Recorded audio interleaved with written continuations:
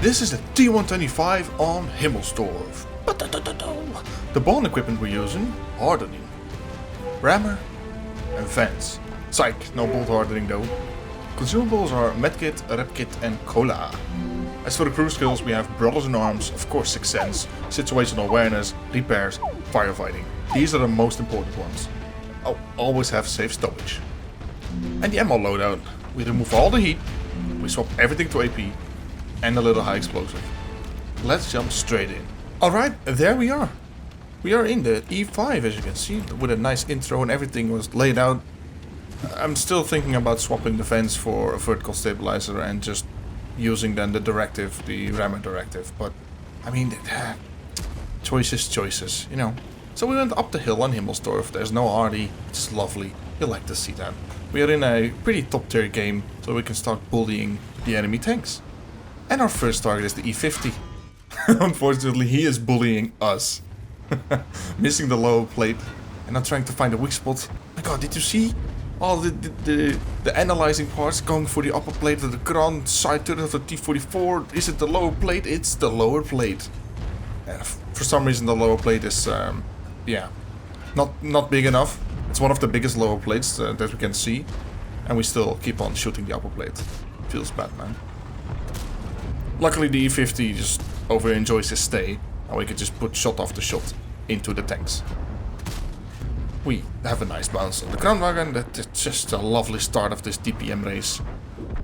Usually the start of these encounters are the most important, because if you can take out tanks, then you start winning the battle. And if you start winning the battle, then you start snowballing. And if you start snowballing, well, try to catch a snowball that's rolling down the hill on Himmelsdorf. Almost impossible. Regardless, doing 2k damage, I can't really see. Quality is so low, else my PC is gonna be on fire. This is the one thing that I noticed. I don't want to push down here. Why? Because I felt like if I push down here, I'll have a Batchet, a Kranwagen, and everything just raining down on me. I've had that happen way too often. Luckily, there's a Batchet YOLOing. We love to see the YOLOs. Seeing that the Batchet YOLOs just opens up another avenue. There's nobody all the way there on what D0 behind the rubble, so to say. Which makes this peak just easy. Keep on tracking the E50. And he got nowhere to go. He over-enjoyed this thing too much. Like, you gotta hug that pile of rubble. Ooh, a very aggressive peak by the standard B. We don't know why he did that, but he just wanted to put a shot into our side. I mean, if you want to do that, sure. He gets taken up by the TVP and we can enjoy a flanking maneuver. Wow! Hello guys, how are you? And now we want to do as much damage as possible. So we can either finish off the Kranwagen or start shooting the T44. Was a pretty obvious choice for me to just pick the T44 and then maybe if the Kranwagen lives, put a shot into him. And luckily he does live, so we got another shot of damage. Basically the best of trades there. We didn't take a single shot and we dealt the maximum amount of damage. So now we have 10 versus 9. And the push in the 1-2 line, 10 versus 10, the push in the 1-2 line actually got halted by the base camp. And for some reason they kept pushing there and we can now take advantage of that. Our friendlies are going back around to stop the IS-32 from pushing. So we are the sole pushers on the 0 line trying to get to that base. Well, hilarious, because you can actually shoot these guys in the back. For me it made way more sense to shoot the VK first and then shoot the Progetto, because the Progetto just needed a little bit more time to, well, know that we're here. He's like, oh, I'm spotted? What? Where? And then he turns around, he's not even using the right mouse button. Oh, poor guy. And because we have the ventilation system, we enjoy a quicker reload, thus being able to put an extra shot into the Progetto, which is nice. We noticed that the Ramator Borzig is firing HE with the big gun. And we can shoot HE back at him. Oh, the juicy HE shot.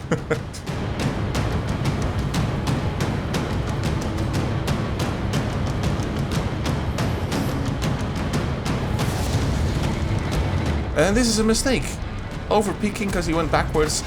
And I picked sideways into the Borzig and he just slaps me for 1000 damage. Oh, yeah. And this is another mistake. I should have just rammed the Borsig. Don't put a single shot into him, just ram him. And then shoot the Carnival instead. And now I have to basically waste a shot. Whoa, that's a lucky bounce! That is such an amazingly lucky bounce on the VK.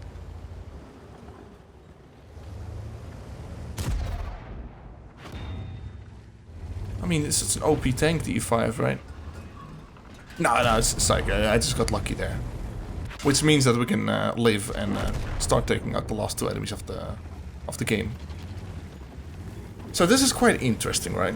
The ML and the VK are like Killer Pit in that clan war, where they're just fighting each other full HP, not damaging.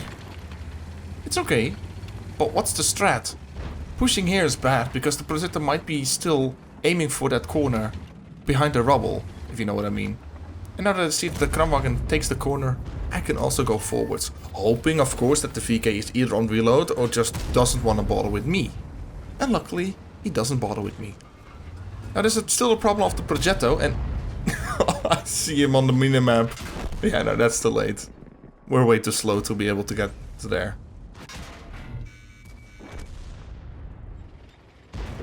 Alright, and that's the battle. We just worked our DPM on the hill, we pushed down and we killed people. We got a little bit lucky, we made a bad trade. All in all, RNG was even. And that's that. 8k damage. Easy.